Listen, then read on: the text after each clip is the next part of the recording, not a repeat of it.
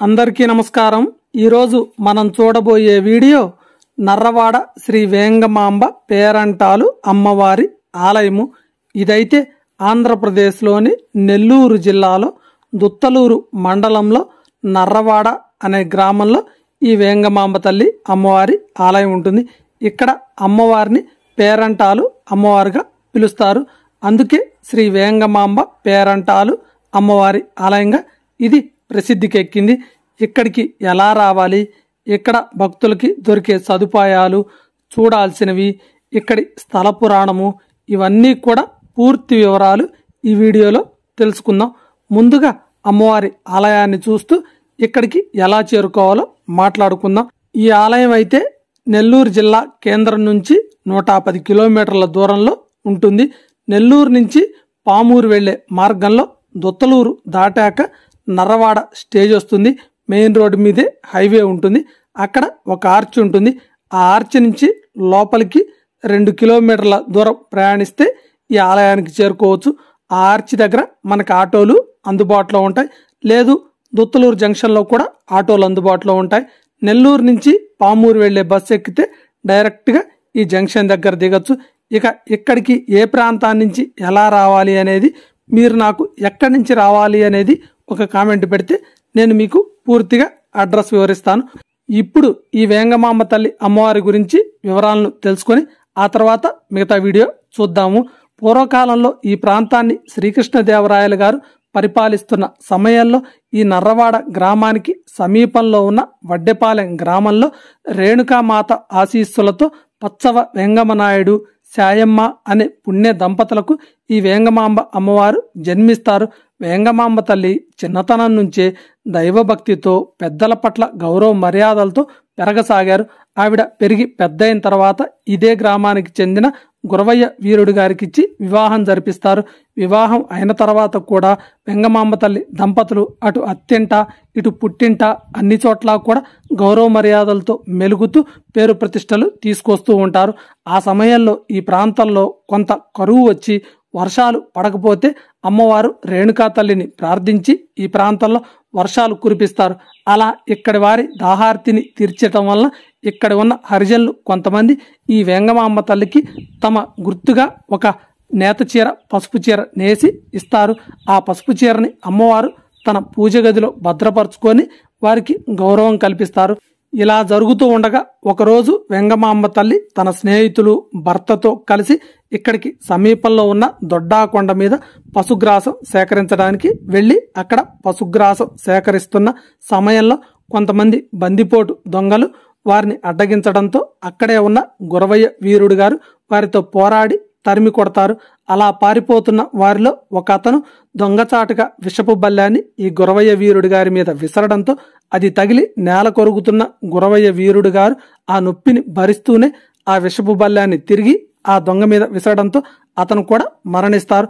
ఆ తర్వాత ఈ విషయం తెలుసుకున్న గ్రామస్తులందరూ కూడా అక్కడికి చేరుకొని గురవయ్య వీరుడు గారిని గ్రామంలోకి చేర్చగా అక్కడ ఆయన్ని పరిశీలించిన వైద్యులు ఇక గురవయ్య వీరుడు గారు కూడా ఎంతోసేపు జీవించి ఉండరు అని చెప్పడంతో అది విన్న వేంగమాంబ తల్లి తన భర్త కన్నా ముందే తను అగ్నికి ఆహుతయ్యి ఈ దేవతగా మారి తన గ్రామ ప్రజలను అలాగే తనను నమ్మిన భక్తుల్ని కరుణించాలి అనే ఉద్దేశంతో తను అగ్ని ప్రవేశం చేస్తాను అని ఈ గ్రామ ప్రజలకు తన వారికి చెప్పడంతో వారందరూ కూడా విధిలేని పరిస్థితుల్లో అంగీకరిస్తారు।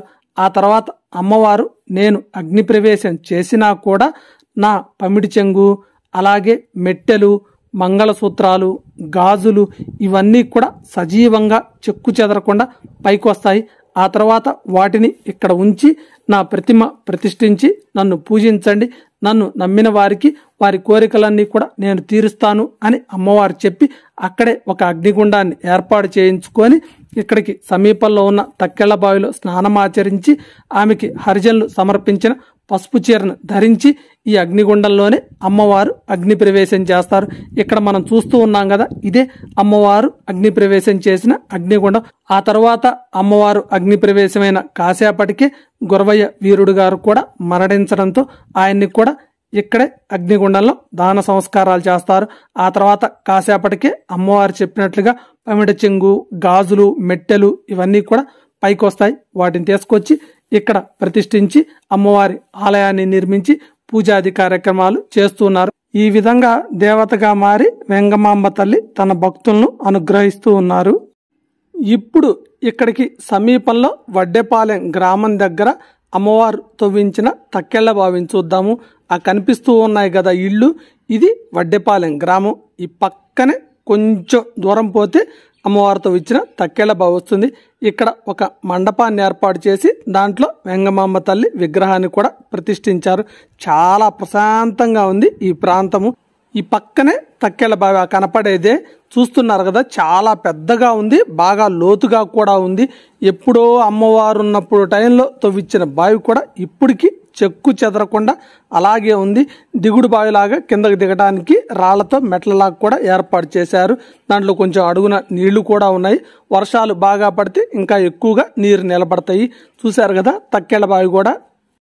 ఎదురుగా చూస్తూ ఉన్నారు కదా, ఇదే అమ్మవారు అగ్ని ప్రవేశం చేసిన అగ్నిగుండము.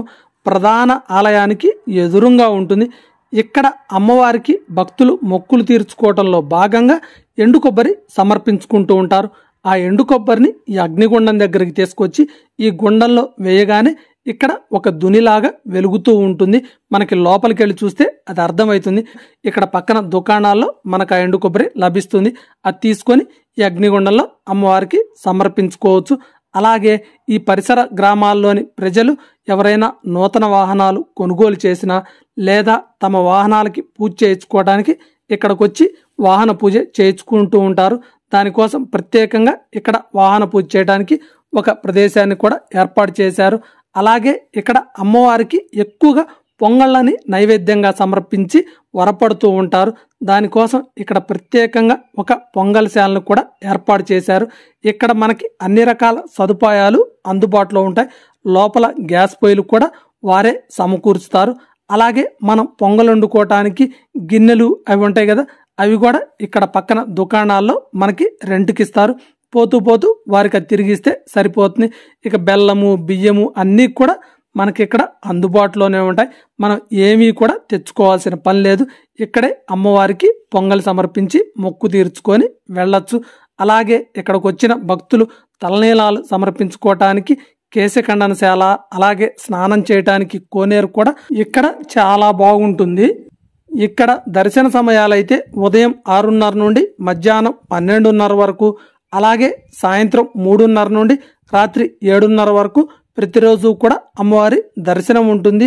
పండగ పర్వదినాలు అలాగే తిరణాల సమయాలప్పుడైతే ఇవి కాకుండా అప్పటి పరిస్థితులను బట్టి దర్శన సమయాలు ఇంకొంచెం ఎక్కువగా పెంచుతూ ఉంటారు. ఇక్కడికి ఎక్కువగా భక్తులు గురువారము, ఆదివారము అమ్మవారిని దర్శించుకోవడానికి వచ్చేసి తలనీలాలు సమర్పించుకోవడము, అమ్మవారికి పొంగళ్ళు పెట్టుకోవడము, అమ్మవారికి వరపడటము ఇలాంటివన్నీ చేసి తమ మొక్కులు తీర్చుకొని వెళ్తుంటారు. గురువారము, ఆదివారం వస్తే కనుక ఇక్కడ భక్తులు చాలా మంది వచ్చి కోలాహలంగా ఉంటుంది. ఇక్కడ ప్రతి సంవత్సరము కూడా జ్యేష్ఠ మాసంలో పౌర్ణమి వెళ్ళిన తరువాత ఆదివారం నుండి గురువారం వరకు 5 రోజుల పాటు అత్యంత వైభవంగా వెంగమాంబ అమ్మవారి తిరణాల మహోత్సవ కార్యక్రమాల్ని నిర్వహిస్తారు. ఆ సమయంలో ఇక్కడి వారే కాకుండా నెల్లూరు జిల్లా వారు, అలాగే ఈ ప్రాంతాల్లో ఉన్నవారు, వేరే ప్రాంతాలకు వెళ్ళి స్థిరపడిన వారు, ఇతర రాష్ట్రాల్లోని వారందరూ కూడా తప్పకుండా ఆ తిరణాల సమయంలో ఇక్కడికి విచ్చేసి ఆ తిరణాల కార్యక్రమాల్లో పాల్గొని అమ్మవారిని దర్శించుకొని వెళ్తూ ఉంటారు. ఇప్పుడు ఇక్కడ మనం చూస్తూ ఉన్నాం కదా, ఈ ప్రాంతం మొత్తము కూడా ఆ తిరణాల సమయంలో కోలాహలంగా భక్తులతో సందడిగా ఉంటుంది. వేలాది మంది భక్తులు ఇక్కడికి వచ్చేసి అమ్మవారిని దర్శించుకొని మొక్కులు తీర్చుకుంటూ ఉంటారు. సాంస్కృతిక కార్యక్రమాలు, అలాగే పాట కచేరీలు, ముఖ్యంగా ఎడ్ల బండ లాగుడు పోటీలు ఇవన్నీ కూడా ఎంతో ఘనంగా ఇక్కడ నిర్వహిస్తారు. ఈ సంవత్సరం అయితే ఇప్పుడు జూన్ 23వ తారీఖు నుంచి 27వ తారీఖు వరకు ఇక్కడ అమ్మవారి తిరణాల కార్యక్రమాలు అత్యంత వైభవంగా నిర్వహిస్తున్నారు. ఎవరైనా రావాలి అనుకుంటే ఆ సమయంలో ఇక్కడికి వచ్చేసి అమ్మవారిని దర్శించుకొని వెళ్ళండి. ఈ తిరణాల సమయంలో అయితే ఇక్కడ మనకి ప్రతిరోజు కూడా అన్నదాన కార్యక్రమం జరుగుతుంది. కాబట్టి ఇక్కడ తినడానికైతే ఎలాంటి ఇబ్బంది లేదు. ఇక ఇక్కడికి వచ్చే భక్తులకి దొరికే సదుపాయాల గురించి మాట్లాడుకుంటే ఇక్కడ మనం ఉండటానికి దేవస్థానం తరఫున రూములు ఉన్నాయండి. వాటిల్లో ఒక రోజుకి 500 రూపాయలు అద్దె వసూలు చేస్తారు. అవి కాక పక్కన ఇంకొక ప్రైవేటు గెస్ట్ హౌస్ కూడా ఉంటుంది. అన్నీ కూడా చాలా శుభ్రంగా ఉంటాయి.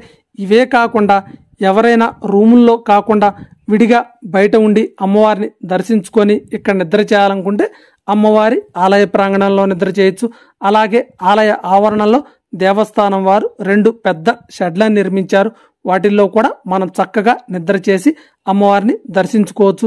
ఫ్యాన్ సదుపాయము, విద్యుత్ సదుపాయం కూడా వాటిల్లో అందుబాటులో ఉంటుంది.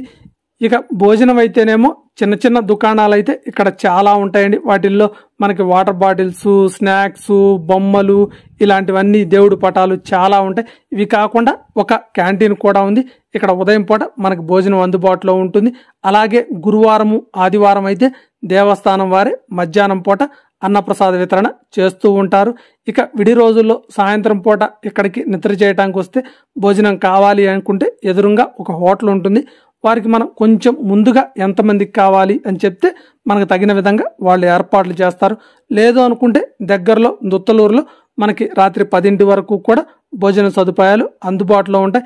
ఇవి కాకుండా ఎక్కడైనా బయట ఉండాలనుకునే వాళ్ళైతే ఇక్కడికి 20 కిలోమీటర్ల దూరంలో ఉన్న పామూరు లేదా ఉదయగిరి, దుత్తలూరులో కూడా బస్ చేసి ఇక్కడికి వచ్చి అమ్మవారిని దర్శించుకొని వెళ్ళచ్చు. ఇక్కడికి రావటానికి, ఇక్కడ దొరికే సదుపాయాల గురించి మీకు ఇంకేమైనా వివరాలు కావాలంటే నాకు ఒక మెసేజ్ చేయండి. మీకు దానికి సంబంధించిన వివరాలను నేను తెలియపరుస్తాను. ఈ ఆలయ ప్రాంగణంలో ఎక్కువగా వివాహాది కార్యక్రమాలు చేసుకుంటూ ఉంటారు. దానికోసము దేవస్థానం వారు ప్రత్యేకంగా ఒక కళ్యాణ మండపాన్ని కూడా ఏర్పాటు చేశారు. అలాగే పక్కనే ప్రైవేట్గా ఇంకొక కళ్యాణ మండపం కూడా ఉంటుంది. అదైతే చాలా పెద్ద బిల్డింగు, చాలా బాగుంటుంది కూడా. వారిని సంప్రదిస్తే అక్కడ వివాహాది కార్యక్రమాలని చేసుకోవచ్చు. ఈ వేంగమాంబ అమ్మవారి దర్శనానికైతే చాలా మంది కూడా వచ్చి అమ్మవారిని దర్శనం చేసుకొని పోతూ ఉంటారు. ముఖ్యంగా తమ వ్యాపారాల్లో కలిసి రాని వారు ఇక్కడికి వచ్చి అమ్మవారి హుండీలోని డబ్బుని కొంత డిపాజిట్ రూపంలో కట్టి అప్పుగా తీసుకొని వెళ్ళి దానిని తమ వ్యాపారంలో మొదటి పెట్టుబడిగా పెట్టి వ్యాపారం చేస్తే తమకి వ్యాపారాభివృద్ధి జరుగుతుంది అని ఆ తర్వాత ఇక్కడికి వచ్చి ఆ సొమ్ము మరలా తిరిగి కట్టి అమ్మవారికి మొక్కు తీర్చుకొని వెళ్తుంటారు. ఇదే కాకుండా ఎవరైనా సంతానం లేని వారు ఇక్కడికి వచ్చి అమ్మవారికి వరపడితే తప్పకుండా తమకి సంతానం కలుగుతుందని భక్తులు నమ్ముతూ ఉంటారు. అలాగే వివాహం కాని వారు, ఎవరైనా దీర్ఘకాలిక వ్యాధులతో బాధపడేవారు ఇక్కడికి వచ్చి అమ్మవారి సన్నిధిలో నిద్ర చేసి వెళ్తే తమ కోరికలు తీరుతాయని భక్తుల ప్రగాఢ విశ్వాసం. ఈ అమ్మవారి ఆలయానికి సమీపంలోనే వెనకాల 1 కిలోమీటర్ దూరం వెళ్తే దొడ్డా కొండ అని ఉంటుంది. ఆ కొండ మీద ఒక పెద్ద మండపాన్ని ఏర్పాటు చేసి దానిలో వెంగమాంబ తల్లి విగ్రహాన్ని ఏర్పాటు చేశారు. చాలా బాగుంటుంది. ఎవరైనా వీలుండి కొంత సమయం కేటాయిస్తే వెళ్ళి ఆ దొడ్డా కొండ మీద ఉన్న వెంగమాంబ తల్లి విగ్రహాన్ని కూడా దర్శించుకొని రావచ్చు.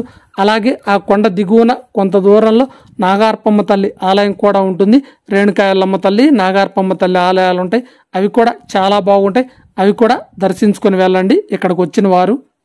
ఇది నెల్లూరు జిల్లాలోని నర్రవాడ గ్రామంలో వెలిసిన శ్రీ వేంగమాంబ పేరంటాలు అమ్మవారి ఆలయానికి సంబంధించిన విశేషాలు. ఈ వీడియో అయితే ఇంతటితో ముగిస్తున్నాను.